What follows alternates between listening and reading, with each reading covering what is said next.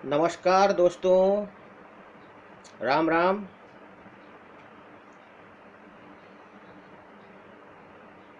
दोस्तों आज बात करेंगे कि लोग काम तो करते हैं लेकिन शिद्दत से नहीं करते, दिल लगा के नहीं करते, मन लगा के नहीं करते। बहुत से लोग काम को बोझे की तरह, ढोने वाले गधे की तरह करते हैं और लाइफ में या आपके जीवन में छोटी छोटी अचीवमेंट को पाने के लिए भी वो मेहनत नहीं करते और अपने सीने में चाहत को पैदा नहीं करते और उनके अंदर कुछ पाने की, कुछ जज्बा दिखाने की और लाइफ में एक बड़े अचीवमेंट की चाहत और तड़प नहीं होती। और जब आपको किसी के पाने की तड़प और चाहत ना हो तो आप उसे लाइफ में पाने की सपने भी मत देखना, मतलब पाने की इच्छा ही मत करना। क्योंकि जब तक आपकी लाइफ में अचीवमेंट के नाम का कोई तड़प या चाहत नहीं होगी ना, आपके सीने में, आपके दिल में, आपके जेहन में, आपके दिमाग में और आपकी नस नस में आपके अंदर जुनून नहीं होगा, तो आप उस चीज़ को पाने की चेष्टा बिल्कुल ना करें। दोस्तों, दूध को बहुत ही कठिनाइयों से गुजरने के बाद ही हम उसे घी में परिवर्तित करते हैं। जब दूध घी में परिवर्तित हो जाता है तो उसकी कॉस्टिंग बढ़ जाती है, उसकी वैल्यू बढ़ जाती है और वो बाज़ार में सबसे महंगा बिकता है। दोस्तों, न दूध महंगा, न दही महंगी, न छाछ महंगा। दूध से बनने वाली हर चीज़ सस्ती है, घी से सस्ती है, क्योंकि घी कठिनाइयों, समस्याओं और चुनौतियों को स्वीकार करता है, उसके बाद वो घी बनता है। वैसे ही जब एक पत्थर, एक शिला, एक पाषाण जब तक एक मूर्तिकार के द्वारा कई चोटों को सहन नहीं करती तब तक वो प्रतिमा नहीं बनती, तब तक वो मूर्ति नहीं बनती। तो दोस्तों, लाइफ में चुनौतियाँ, समस्याएं, कठिनाइयाँ और चोटें अगर आपको पड़ रही हैं तो घबराने का नहीं, आगे बढ़ने का। आपको अगर कोई धक्का दे तो आप ये मत समझना कि किसी ने आपको धक्का दे दिया है, आपको चोट दे दी है और आप गिर जाएंगे। नहीं, जब आपको कोई धक्का देता है तो आपकी स्पीड बढ़ जाती है। बस आपको संभलना पड़ेगा, आपको बैलेंस बनाना पड़ेगा, अपने बॉडी का बैलेंस बनाना पड़ेगा। अगर कोई आपको धक्का दे रहा है तो आप गिरेंगे नहीं, आपकी स्पीड बढ़ जाएगी। ऐसे व्यक्तित्व को आप निखारोगे, आप ही बनाओगे जब आप कुछ पाने की लाइफ में चेष्टा रखोगे, आपके अंदर पराकाष्ठा होगी, कुछ पाने की, कुछ जज्बा होगा किसी मुकाम को हासिल करने का, तभी आप कुछ बड़ा कर सकते हो। उससे पहले बड़ा करने का आप सोचना भी मत, वरना आप जो कर रहे हो वो तो ठीक है, एक छोटी सी नौकरी, बढ़िया इजी सरल नौकरी मिल जाए, बीवी बच्चे मिल जाएं, पत्नी मिल जाए, और क्या है, तो आप वैसी लाइफ जी सकते हैं। ठीक है दोस्तों, मैं आपको एक वाकया सुनाता हूँ। एक लड़की अपनी प्रेमी के चाहत में भागी चली जाती है, उसको कुछ दिखाई नहीं देता, वो अंधी होती है। कहते हैं ना कि वो कुछ पाने के लिए पागल हो चुकी होती है और उसको पाने की चाहता किसको होती है? वो अपने प्रेमी को पाने के चाहत में आगे बढ़ती चली जाती है। आपको उसको कुछ नहीं दिखाई देता। रास्ते में एक मुसलमान रास्ते में नमाज अदा कर रहा होता है, अल्लाह की इबादत कर रहा होता है, और उस लड़की का पैर उसके मुसलमान के कपड़े पे पैर रख के निकल जाती है, सामने से निकल जाती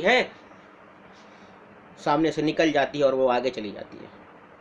क्योंकि वो इस समय एक तड़प और अपनी चाहत को पाने के लिए, अपने प्रेमी को पाने की जो तड़प है उसके अंदर, इसलिए उसको आगे पीछे कुछ दिखाई नहीं दे रहा है। उसके अंदर चाहत है, उसके अंदर वो तड़प है, इसलिए वो किसी को देख नहीं पा रही है। दोस्तों, बहुत कुछ इग्नोर करना पड़ता है लाइफ में कुछ पाने के लिए, तो वो आगे बढ़ती चली जाती है। वही जब लड़की लौट के वापस आ रही होती है तो वही मुसलमान उसको रोक लेता है और कहता है, ए लड़की, तूने बहुत गलत कर दिया, तुझे पाप लगेगा, तूने मुसलमान के कपड़े पर पैर रख के आगे चली गई, मैं इबादत कर रहा था, तुझे पाप पड़ेगा, तुझे इसका खामियाजा भुगतना पड़ेगा। तो वो लड़की कहती है, ए मेरे भाई, मैंने गलत किया, मैंने गलत किया, लेकिन मैं किसी की तरफ को चाहत में, किसी की तरफ में, किसी को पाने की चाहत में आगे बढ़ी चली जा रही थी। मुझे पता नहीं था कि आप यहाँ पे क्या कर रहे हैं, इबादत कर रहे हैं, क्या कर रहे हैं। मुझे कुछ नहीं दिखाई पड़ रहा था, मुझे केवल अपना प्रेमी चाहिए था। मेरा प्रेमी मुझे छोड़ कर जा रहा था, वो मुझसे नाराज हो गया था, वो मुझे छोड़ कर जा रहा था, इसलिए मैं उसको पाने की चाहत में उसको मनाने के लिए जा रही थी। मुझे डर था कहीं मैं उसको खो ना दूं। इसलिए भाई, अगर मैं माफ़ी मांगती हूँ, मैं उस अल्लाह से, मैं खुदा से माफ़ी मांगती हूँ, जो भी मेरा पाप होगा मैं उसका पश्चाताप करूँगी। और मैंने ये अनजाने में गलती कर दी है, मैंने ये जानबूझ के नहीं किया। अगर मैं जानबूझ के नहीं कर सकती, ये सब कुछ मेरे अनजाने में हो गया। लेकिन है मेरे भाई, तू मुझे ये बता दे भाई, तू मुझे ये बता दे, तू अल्लाह की इबादत कर रहा था, तू मुसलमान होके अपने अल्लाह की इबादत कर रहा था। जब तू इबादत में बिजी था और ईश्वर को याद कर रहा था, खुदा को याद कर रहा था, अल्लाह को याद कर रहा था, तो ये बता कि जब तू खुदा की इबादत में बिजी था, अल्लाह को याद करने में बिजी था, तो तूने मुझे सामने से होकर गुजरते हुए कैसे देख लिया। दोस्तों, उस लड़की ने उस व्यक्ति की आंखें खोल दी और उसने उस लड़की से माफ़ी मांगी। कहा, बहन तू बिल्कुल सही कह रही है, मैं ही गलत हूँ, तू सही है, मुझे माफ़ कर दे, मैं अल्लाह से माफ़ी मांगता हूँ। क्योंकि जब हम किसी को याद करते हैं, किसी के लिए सामने फरियाद करते हैं, किसी की इबादत करते हैं, तो हमें उसमें खो जाना चाहिए। तो दोस्तों, उस लड़की के अंदर तड़प थी, चाहत थी कुछ पाने का, और पाना क्या था, उसको उसका प्रेम ही पाना था। जब तक आपकी लाइफ में तड़प नहीं होगी, चाहत नहीं होगी, तो आप अपने मुकाम को हासिल नहीं कर सकते। आप जीवन में कोई भी कार्य को पूरा नहीं कर सकते। आप कार्य चाहे छोटा हो या बड़ा हो, बड़ा काम होगा तो बड़ी कठिनाइयाँ होंगी, बड़ी समस्याएं आएंगी, बड़ी अड़चनें आएंगी, बड़ी मुसीबतें आएंगी, आपको बहुत जगह से चोटें आएंगी। तो क्या आप घबरा जाएंगे? नहीं। आपको जितना भी कोई चोटें दे, आपको समस्याएं पैदा करे, आप उन समस्याओं को जब तक इग्नोर नहीं करेंगे तब तक आगे नहीं बढ़ेंगे।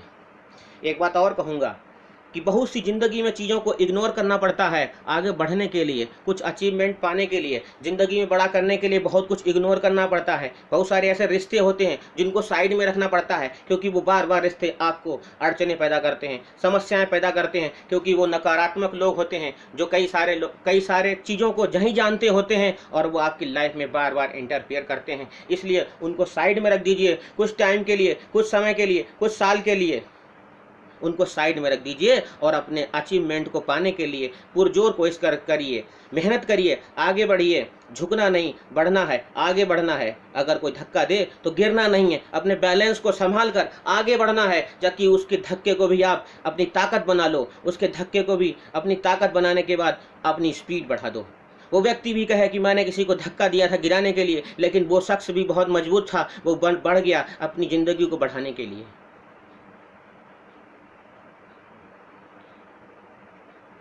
नमस्कार दोस्तों, जय हिंद। ज़िंदगी में आगे बढ़ना है तो आप अपनी लाइफ में अचीवमेंट करने के लिए समस्याओं को इग्नोर करो, अपनी चोटों को भी इग्नोर करो। चोटें तो आएंगी, चोटें नहीं लगेंगी तो आप मजबूत कैसे बनोगे दोस्तों?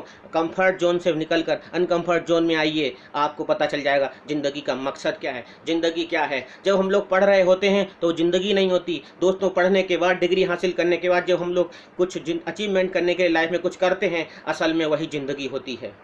ज़िंदगी का मतलब वही होता है, तब समझ में आता है ज़िंदगी क्या होती है।